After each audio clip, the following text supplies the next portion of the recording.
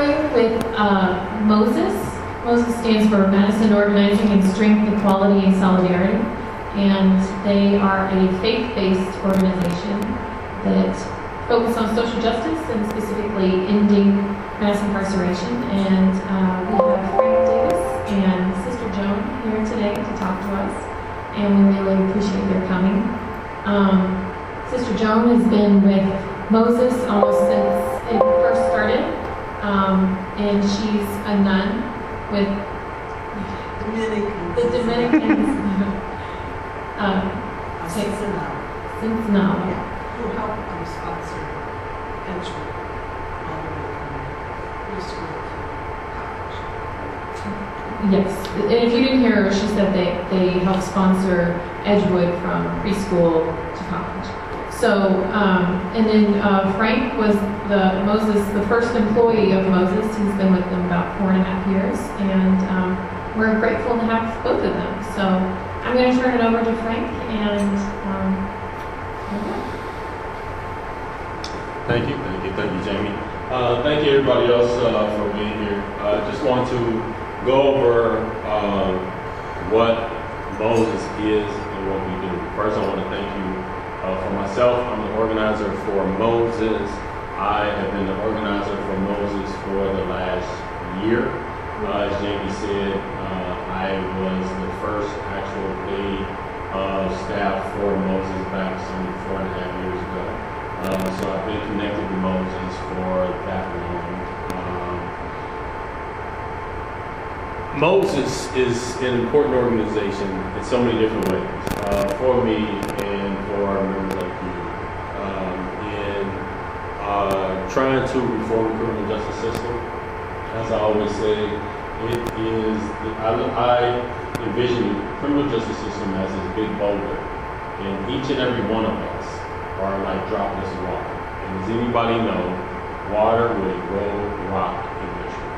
Look at the Grand Canyon. Look at all these other mountain formations where water has eroded. That is the criminal justice system. The problem is a lot of us get frustrated because it takes time. However, even though it takes time, it takes more than one droplet of water. All of us represent a droplet of water. And together, we can reform the criminal justice system. That is the bottom line, because we are the community. So as a community, we have strength to change the criminal justice system. So Moses itself, we are an interfaith non-partisan organization that unites congregations. But more than that, we are you. We are me. We're different individuals of different faiths, different backgrounds that come together, and we come together to be a powerful force in this state. We are only, as an organization, only like 6 years old, and we are building and we are growing. But we are growing. And together as a community, those droplets of water, we will eventually erode the criminal justice system. But it takes everybody to work together. And we do all different type of other changing other social justice policy and other issues within the system, within our community, but mainly mass incarceration here in Wisconsin. Moses works to, as I said, end racial and ethnic disparities. As we know, Madison is the worst in this nation when it comes to racial disparities and locking up minority, especially black men. The state is just as bad. We work on trying to change that. Promoting alternatives to incarceration. A lot of people, they say, well, a person in prison, they need or deserve to be there. There are a lot of people who are in prison because they had a drug habit. So if I'm working, I'm at home, married, I have kids, I'm the breadwinner. However, I got an alcohol problem. And now you're going to send me back to prison. My family lose their paycheck. All of a sudden, it's a possibility they lose their home, and now all of a sudden, the fairly stable household that they had is now disrupted. We work on trying to change that by giving by fighting to put money in towards treatment alternatives and diversion. So give people treatment if they have alcohol and drug problems. Treat people in jail humanely. That is one of the big things. You will get locked up in prison or even in jails, and there is certain treatment in there that we have outlawed for our dogs. There are a lot of places where you can, I say most places in the United States, you can't treat your dog as bad as they treat people in prison and in jails. They will take people in what they call solitary confinement. They will put you in a box and they will let you sit there. Solitary confinement 24/7. 24 hours, 7 days a week, you're locked in this box. And I know a lot of y'all say, well, no, they say it's 23/7, so you get out 1 hour a day. I ask you this, if you're in a box by yourself, walking around, and all of a sudden you walk down this hallway in shackles, cuffs, escorted by 2 officers, and you put in another box by yourself to walk around in circles for an hour, is there a difference? It isn't. So we fight on trying to bring attention to solitary confinement, the horrors that are involved with solitary confinement and the mental issues that are connected as well, and provide reentry services and end crime as revocation. Crime is revocation. Anybody know what crime is revocation is? You don't count. Anybody? The after cause and effect of afterwards. No, not quite. Crime is revocation. Crime is revocation. It's when you go back to jail because you violated a rule of your parole. A rule of your parole. A rule of your parole. Not a law, right? Exactly. Crime is revocation is if you're on parole, or normally parole, and you break one of your rules, and one of your rules can be as simple as you can't get this job unless you come and ask me first. So if you go take a job, if you go take a job and you didn't get your parole officer's approval ahead of time, you can go back to prison. The cell phone. There have been people who have got a cell phone and didn't get their permission from their agent ahead of time. Wasn't no porn on it. They wasn't doing nothing illegal. They wasn't robbing banks with the phone. They just had a phone without permission. And one individual actually went back to prison. Not jail, prison. I know that some states, prisons are run by private companies and not the state, and to kind of incentivize this. Is Wisconsin one of those states? No. Wisconsin is not a state that has private prisons. Years ago, Wisconsin contracted with private prisons and sent a lot of prisoners out of state. However, as of right now, there are no Wisconsin inmates that are in another state in a private prison. Is that good or bad? What, private prisons? Private prisons are bad, very bad. A lot of the officers, they were getting paid $8, $9 an hour. I give you a quick example. Down in Tennessee, the officers were getting paid, I want to say like about $8, $7, $8 an hour.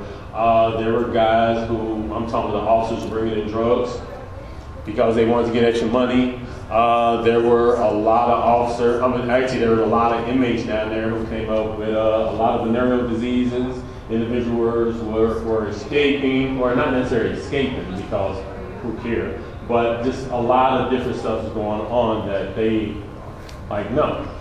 Individuals went down there and came back with a worse drug habit than they did before they left. The prisons are horrible. Guys are getting ate up by bed bugs and lice and all different type of things because of health. There was no reason. I'm getting paid, and there were a lot of inmates who were selling drugs who were making more money than the guards. That's honest. I'm sorry. Wasn't one of the 7 prisons, didn't they break up what they call a fight club because they had prisoners beating up on each other? That I don't recall being part of Wisconsin prisons. No, it was down south. Okay. Because there was something, I forget where it was, they were saying that a real life fight club where they were having prisoners fight each other. The guards were doing it, and they were betting against which prisoner was leaving. And I say this, I've never heard of it. However, just for the simple fact of, come on in now. Just for the simple fact of the way the prisons were, I wouldn't be surprised what was going on. Quite honestly, I wouldn't be surprised. Well, so that's why we have Moses, because we have power. Yes. We have power over our prisons, and we can watch, and we can speak, and we can keep our eye up for things like that. And that's what we do. That's what we do as Moses. We try to make sure, as I said, restore communities. So we work on trying to change these. Just getting families back to wholeness. Just some of the issues there's a book up there. Hopefully I didn't turn. Yep, there's a book up there. It's Madison Action. It has different issues. There it is. It has some of the different issues that we work on. And we, as Moses, we're part of a statewide organization called Wisdom. There are 12 different affiliates. In each one of the affiliates, they have certain issues that are pertinent to their area. So when you look in that book, some of those issues, even though they may focus on them in, let's say, Green Bay, a lot of times we would do state actions to support each other because it's about the wholeness of the situation. So let's say if a person is getting out of prison, some people may say, oh, he needs a job. Some people may say, no, he needs a house. I say he needs both. Because you got a house and no money, what difference does it make? If you got money and no place to stay, what difference does that make? So there are different things about the work that we do in Moses, in Wisdom as a statewide organization, about that holistic approach of trying to get people out. We primarily work on policy. So the policy that we work on is trying to change different things in the prisons, the county jail, making sure that individuals in there have a good mental health environment. So if you have a mental disorder or something, a lot of people get locked up in a jail and they wouldn't need to get medication, they get solitary confinement. So what we do as an organization, we stand up and say, hey, this needs to change. People need to be able to get their medication. They need to be able to be held in a healthy environment. You can't just lock people up in the county jail, especially if they have mental disorders. But these are some of the issues that we focus on. Treatment alternatives and diversions. I've spoken at that's TAD funding. Basically, instead of you going to prison for your drug, alcohol problems, really get treatment. Solitary confinement. Solitary confinement. It has been stated by the Geneva Convention that more than 15 days in solitary confinement is considered torture. If you're an enemy combatant, they will not hold you in solitary confinement more than 15 days.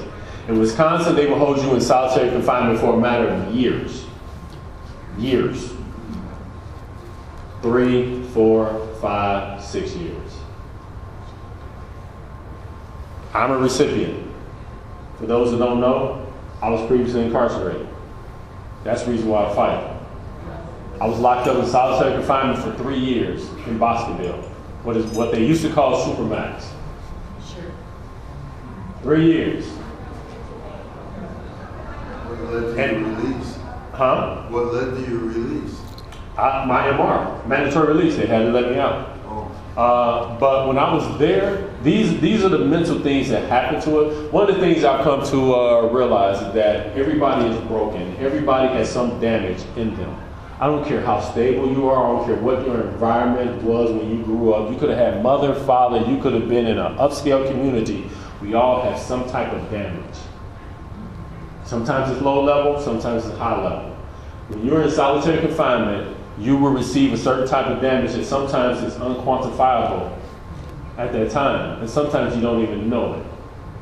I went for 6 months in solitary confinement and I did not speak a word to an officer, not to nobody across the hall, not even to myself. When I finally spoke, I did not recognize my voice. And I did it. I didn't know that I was doing it. I closed into myself. That's about damage. Nobody wants to do that. We are social beings. That environment can do something to people. I am blessed that God gave me the strength to endure and come out sane and be able to come to people and speak about what I went through. Transitional housing, crime is revocation, old law. with this whole thing. I don't know if you are into the news. This new thing with the parole commissioner, they're trying to get rid of parole commissioner. That affects old law people, because old law means the law that came out before the year 2000. So it was this TIS, you hear truth in sentencing, a person get the time they get. Back in the day, you would get, let's say, 21-year sentence. And after 25% of that time, you would be eligible for parole. Most people wouldn't get parole, but at least you're eligible for parole. Then after 3/4 of that time, you reach what you get MR. Once you're at your MR, mandatory release, they had to let you out. It was the way the system was. The judge knew it. The DAs, everybody knew it. It was a system that said, okay, you have to go through these parameters and then you can get out. Some people get parole, but at least you had a possibility. Now, they're trying not to even give people the possibility of parole. They basically are trying to usurp what these individuals were put under back in the day and say, you're just going to do your MR. It's not fair. So we fight in bringing that to people's attention and say, hey, we really need to focus in on that. And it's a health thing. It's really, we need to really, these are individuals coming out to our community, so we need to make sure that they are in a healthy environment and they can actually grow, so when they do come home, they're better people for it. How many people are under the old law that are in prison right now? It's roughly 3,000 people. I don't know, you know the exact number? It's about that. Okay. And there are like Out of 400 some eligible for parole 400 right now. some that are immediately eligible for parole. Out of the whole state, how many is the state? I want to say like, well, it depends on what you're talking about. You're talking about just prisons, or you're talking about jail if you're on parole. I want to say something like 30, what is 30-some thousand. I can get the, A small town. Yes, yes. And a lot of, and quite honestly, and I put this out there, a lot of communities, what is their incentive in decreasing the prison population? They vote for politicians who want to increase the population. Think about this. There is a city in this state where the prison population is higher than the city population. Waupun. They had 3 prisons in Waupun. 3 prisons in Waupun. 2 of them max and 1 of them minimum. What is their incentive? If y'all go to Waupun, look at the parking lot. There are new trucks, new motorcycles, new boats everywhere you go around there. What is their incentive of decreasing or even closing down a prison? Think about Janesville, GM, Ford. It's the same thing. Those prisons sustain an economy. They don't want to get rid of it. They're going to fight. And it's not about the people inside. They care less about the people inside. And that is what makes it wrong.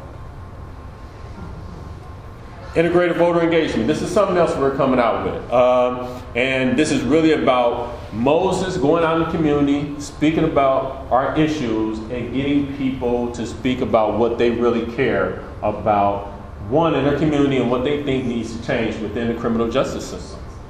And we also encourage individuals, hey, when they come up, register to vote. Get out to vote.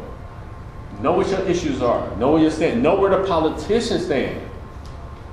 We really, you need to do that. There we go. We got to go back to this one. Well, actually, I know what it is. It was talking about crime as revocation. Crime as revocation is one of those, it's horrible. 3,000 people a year. No, hold on. Yep, that's right. 3,000 people a year are at any given time are in prison for crime as revocation, basically breaking the rules. 3,000 people in prison for breaking the rules. Not a law, but the rules. So these are people who had jobs, taxpayers, all of a sudden, now they're a burden on society. And guess what? If you had a strike before and you get out and try to go back, now all of a sudden it's almost like a double strike. You don't have a stable job history. Where were you the last 1.5, 2 years? I say 1.5 because each person who is revocated go back for an average of 1.5 years.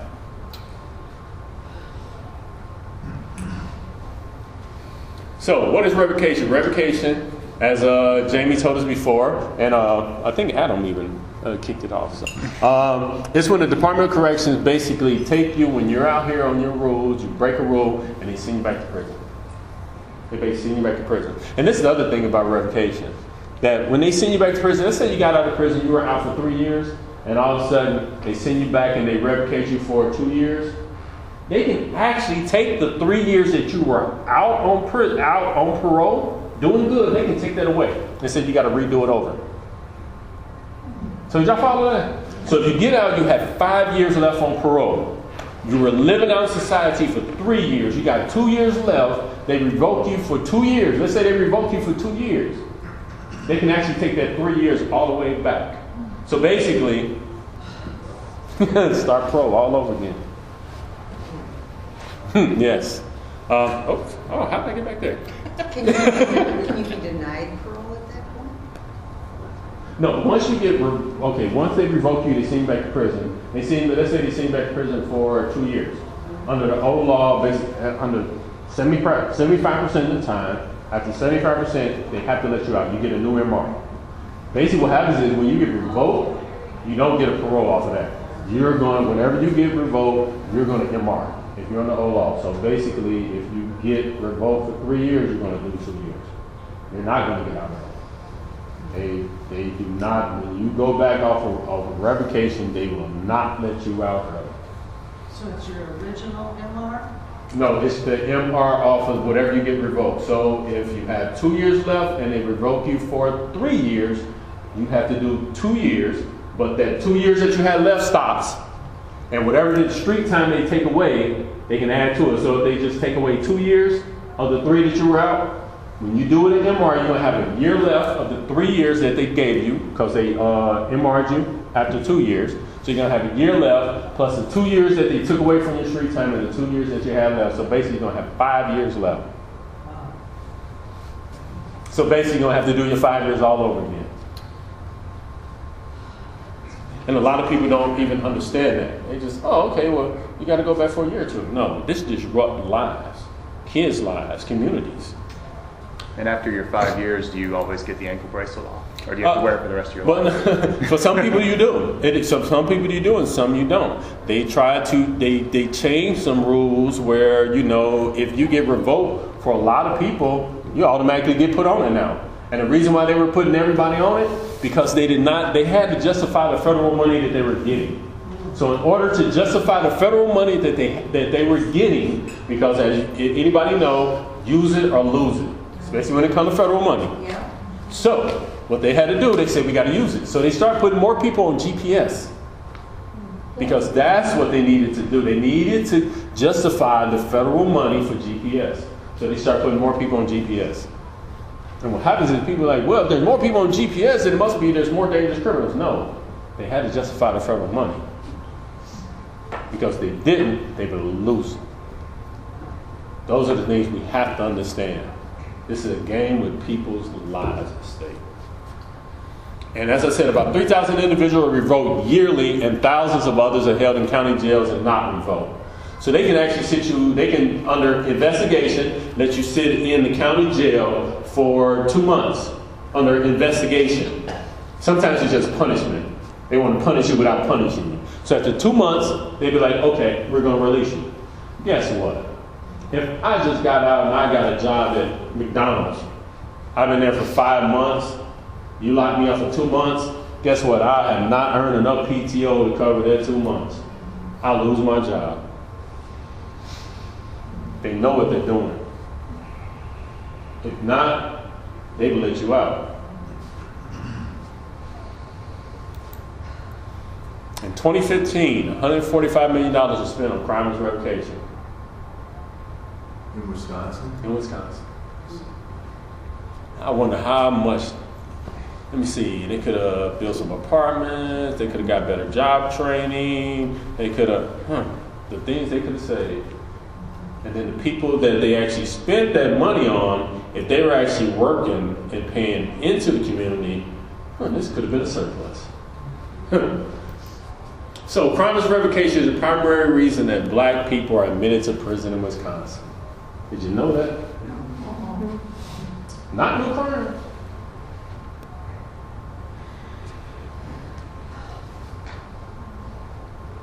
Yes. Crime misrevocation. Is that without an initial state charge, or? Excuse me? Have they been charged in state court before that? Yes. Yes. They're serving a sentence then? Well, yes, they're serving out a sentence. But basically what it is, once they get out, it's not that they're not doing good, it's just the fact that you broke a rule and now they're going to send you back. Right. I'm just trying to Right. clarify. Okay, yeah. So there was an initial sentence. Right. Okay. But after that, there's no more sentences after that. I see. Who was that? How long has that statistic been true about how many are there just for revocation? How new is this? How, How long have they been keeping stats? I don't know that right off, because I know I can just go just off of memory from like 78, 79. That's sort of like when a lot of the numbers, there was this big uptick of even more admittance in the prisons, and then that's when the minority numbers start going up. But that had to do with a couple different things. So it had to do with the closing of the mental hospital, and then they start admitting people to mental hospitals, so they start putting them in prison and jails, a whole bunch of things. In this book that is out there, it says Wisconsin incarcerated 3,000 individuals for crimeless revocations in 2015 alone. So that gives you a ballpark. Excuse me. Yes. Can you give me some examples of the rules that they're breaking? Or I give you a good example. Some of these are just so malicious. So malicious. I wound up getting revocated. I'm a story of crimeless revocation. I was in a relationship, broke up with the woman, started dating somebody else. She didn't like the fact that I started dating somebody else. She called my PO, she lied on me. Okay? I got locked up, and during the course of the investigation, the only two rules that he found out that I broke. He didn't like me anyway. He didn't like me because I was doing basically what I'm doing now. I would speak out, I would do certain things, he didn't like it. So the only two rules that he found out that I broke, I had a cell phone and a laptop that I didn't get prior approval. I had a laptop, but it broke, so I got another one. The cell phone, I had a Razor, the old Razor, this was in 2010. I wanted a BlackBerry. The Razor wasn't acting right. There was a problem with the phone, the flip part. So I got a BlackBerry. I didn't tell him about it. Those are the only two things I did wrong. Now understand, I was working full time. I had a good job. I was a freelance writer for the Madison Times, Umoja. I also started my own magazine. So I was doing pretty good. I'm not even gonna lie. I was making more money than I thought I should have been making. But it was all legal. Doing real good. Walked into the bank, and I'm not gonna take up too much. Walked into the bank because when I got out in 2007, I was trying to go get a loan. They said, nope, you don't got a history, no, you don't have no credit, nothing, you can't get a dime. Okay. So I went back in again, I tried to get like $100, $300. They didn't want to give it to me. I'm like, okay. So I just let time go by. I was just living my life, I was working, I had a couple bank accounts, I was doing different things. And all of a sudden, I went in there to get a $1,000 loan to get me a car, and a woman looked at me like I was crazy. She was like, "What?" I was like, "Wow, get me a beater car." She was like, "Why just $1,000?" I was like, "Well, I can't get no more than that." She was like, "Do you know what your credit score is?" I was like, "No." She said, "Well, you need to check." I'm like, "Really?" I had a 750-some credit score. Yes, and I didn't even know about it. Because I did certain things that I learned in prison to build up my credit score, but I really hadn't checked on it. So I'm like, okay, I got a $10,000 loan. Walked out there with a $10,000 loan, they didn't even blink at me. Because I had a good job, good income. So I had all this going for me, and because I had a laptop and a cell phone, I'd say I was making close to $50,000. So because I had a laptop and a cell phone, they sent me back to prison for 32 months. 32 months. I call it my sabbatical. I do, because that's the best thing that can happen to me. They tried to hurt me, but they wound up doing it for my good. So I'm thankful for it. I don't like it, but I'm thankful for it. So if you take what I was making, but they wound up wasting $32,000 a year that they wasted to put me back. And then all of a sudden I get out and now I'm trying to build up my credit score because I had a default on my loan and all these other things. So now I'm trying to fight back. So was there really a purpose? Was there to sending me back to prison? Was it to benefit society? Was I a threat to you?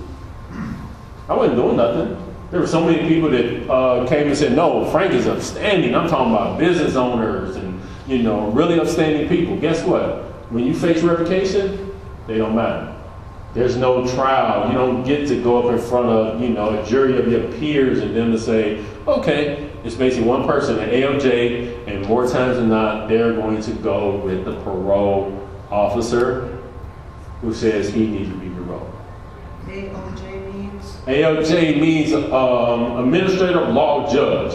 Now understand, they call it AOJs, they're the administrative law judge, but guess what? They do not have to have a law degree. They're not even judges, but they're AOJs. Some of them may have a law background, but you don't even have to have a law background to be an AOJ. Why would a parole officer want you to go back in? Ooh. Do they get a benefit for it? No, they don't get a kickback. That much we know for sure. But it's costing the state. It's costing the state. Is someone off their caseload though? Well, is it? Because as soon as they get rid of somebody, they get somebody else.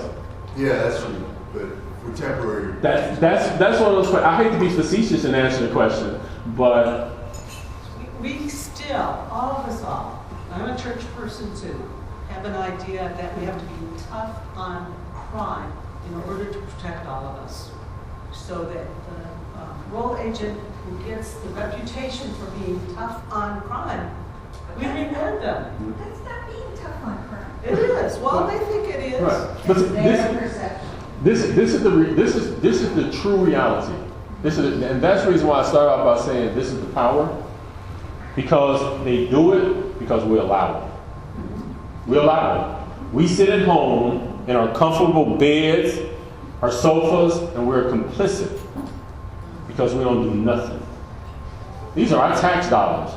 These individuals work for us, but yet and still we have been brainwashed to believe that we are here to serve them. Parole officers, politicians, whoever the heck they are here to serve us. If anybody has ran a business or has been in a supervisory or a managerial position, can you imagine your employee coming up to you saying, hey, I'm going to take off today and you're going to pay me, and if you don't like it, too bad. Say, what? What would you do? Thank you. Politicians tell us that all the time. They come to us and say, hey, my insurance is going to be better than yours. They say, I'm going to lock up all these people for the sake of bettering our community and protecting y'all. And guess what? We say, okay. Sometimes we think if the crime seemed horrendous back then, that if we let them out now, after 20 years, if they're going to still be that criminal. We use the word criminal to define that person. And we've done it over and over and over again. A great book is by Michael O'Keefe, Marquette University Law School. And it was about sentencing. It's about sentencing in Wisconsin and the effect it has on voters. And in particular, you talked about judges, because we vote for our judges. Right. So the judge who comes along who says, we're not going to let anybody out, we vote for them. And I say this, people change. They would quickly throw what a person did up there. I was 18. I was 3 months past my 18th birthday. I was a straight A, well, I used to have one B. I was basically a straight A student, had a track scholarship to Texas A&M, and in my winter break of my senior year, I decided to drop out of school. I had no role models. I had nobody around me. I had nobody to tell me I shouldn't do it. 3 months later, I got locked up and spent the next 20 years in prison. Now, who I am now, 30 years later, 30 years later, am I the same person? No. Will I allow that person and that moment in time define me for the rest of my life? No. Many people would try to. But this is the thing, I'm an asset to my community. I'm not a deficit. So, in your high school, how did that person let you drop out? That counselor, that whoever that was? We're talking about 1988. I was at West High School, and I just did it. Didn't nobody reach out to me? I don't know if it was, I think it was part and partial to just the way the system is. That kid with a straight A's and you drop it out senior year and nobody came after you? Nobody came after me. Crazy. Nobody came to my house. Nobody contacted my mother. Nobody. I was there. And 3 months later. But you know what though? For the longest, I used to hold on to that because now there's a purpose in my life. So I needed to go through what I went through to be where I am right now. Truly. But that person would say, when you say that, it worked. But yes, they will. And yes, they will. Yes, they will. And you know what? That is the hardest thing for me to sometimes deal with, because somebody will look at me and say, "Oh, see, it worked." No, it didn't. I am an aberration, and I understand that I am a small percentage of individuals who can do the amount of time that I did, and to be able to come out and be functional. And I can honestly say you do not see the time on me, and I am proud of that. I do not walk in that moment in my life.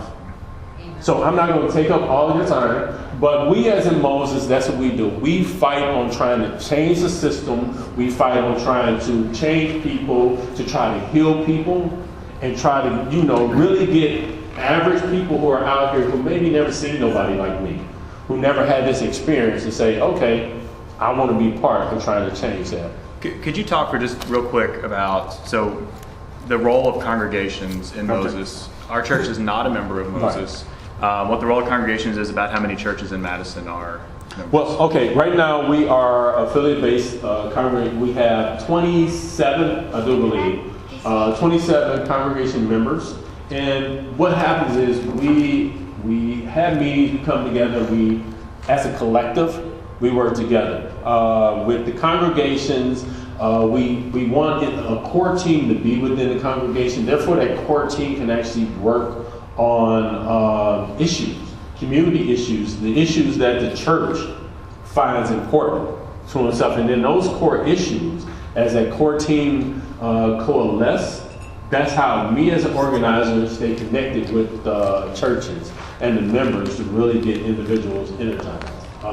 And we have a clergy caucus. We do have a clergy caucus. It's a way for clergy to come together to get the words in their mouths, so when they preach at the pulpit, we can hear the kinds of things we need to hear to help make a difference. And real quick, I only had a limited number of these. I do have 4, which I'll lead.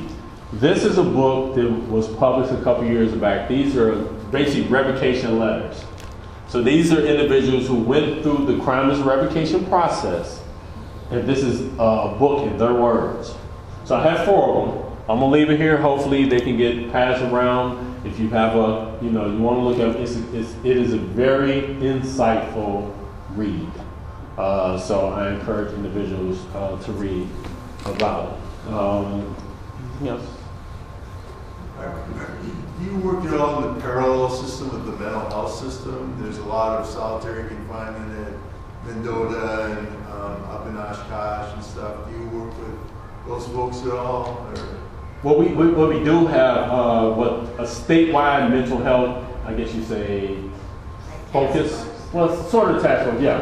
Where mental health is really starting to be, which is.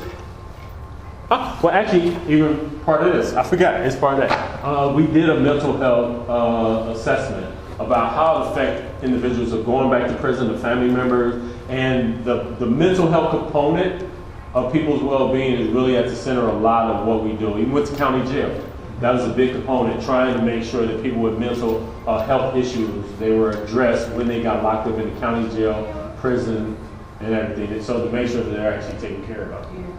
I guess more what I was talking about is there's an analog to probation and parole with the mental health commitments. and you can be revoked from your commitment and go back to Mendota. Things like that happen all the time. It's a parallel system to the criminal justice. Well, it's something that we don't do directly. I haven't heard of us doing about that specifically. Yeah. So I have to inquire from Wisdom, which is our state organization in Milwaukee. All right. I have to try to find out. Yeah. Anybody else? Did that answer your question? Adam, did that answer your question? Okay. I have a question that probably could be directed to Adams, but I'm just thinking if we were, I'm personally just very motivated by this issue, and I see our church, coming alongside you guys, but if we did, then what's our purpose? Your purpose is to, one, as a faith community, we have a purpose and directive in our walk. And part of that is to walk your walk. We don't encourage individuals to change what that is. We ask individuals to improve upon it.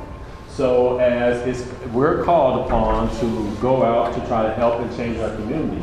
We help, as an organizer, I help you sort of get direction to what that is. Find out what really are the issues your church community care about. And then once you find out what those issues are, moving forward with that. Especially when a lot of those issues are aligned with Moses, to be able to say, okay, this is what we do. We have our monthly meetings. We have different actions. Next weekend, we're going to be walking around the Bram Edition over on the south side, knocking on doors, getting people, encouraging people to register to vote, talking about our issues. These are opportunities where we ask members to come out and walk. We had Madison Action Day last year where we had 800 some people down at the Capitol going around talking to politicians about their issues. And so that's sort of what we do. The encouragement to have individuals having core team. An example of a core team in one church, they sit down and they have book reading. So one time they had a film viewing of the 13th. We just did that. Okay, exactly. And then after that, within that core group, they have discussions. Okay, how can we move forward with this? You don't want to just sit still. How can we move forward with this? And then they move forward with it. So part of my job would be to help, you as a congregation to sort of find direction, get, and move forward. And that can look all different types of things. There are different member congregations. They have sort of the criminal justice, but they also have social justice issues that they still work on as well. And Frank, I would just say that I think that as a congregation, we should think about, pray about becoming a Moses organization or a Moses congregation. And if anybody would be interested in forming a core group, you can come find me or contact me, and I definitely think that we should. So, and it's not hard to think. It's as simple as 6, 7, 8 people sitting down and having a discussion about what are some of the things that we can do. And in the interim, before you actually formally become a congregation member, people come to our general meetings just to kind of, look at it and meet other Frank. We have other people like Frank that come to our monthly meeting. And it's always almost always, right. The first Saturday of the month. And you can find us on mosesmadison.org. So you can always know. And on the flyer over there, you have a link over there as well. So I encourage you as individuals right now, not that, we want the congregation, but right now, November 1st Saturday. November 9th, 7th, or something like that, Midvale Lutheran. 4th. Is it 4th? Yeah. November 4th. Midvale, it'll be this time. We rotate, so right. We'll have it here sometimes. Yeah, and we're going to have our banquet here. I don't know if y'all know that. December 9th. We're having our annual year-end banquet here. So I hope to see a lot of you faces here for our banquet. So there you go. Just a real quick question with becoming a member church through Moses, that we financially support you guys? Yes, and it's based on church size, everything like that. It's So it's not like one say, okay, well, you have to. Right. Yeah, so it's a fluid thing. And you don't necessarily have to be a congregation member to be a member. We also have individual members as well. So, you know, you yourself could be a member of Moses as an individual. You know, because we do have individuals started out as individuals and all of a sudden the congregation there. Congregation, then we have some individuals. So, exactly. Any more questions? Can we thank Frank and thank you?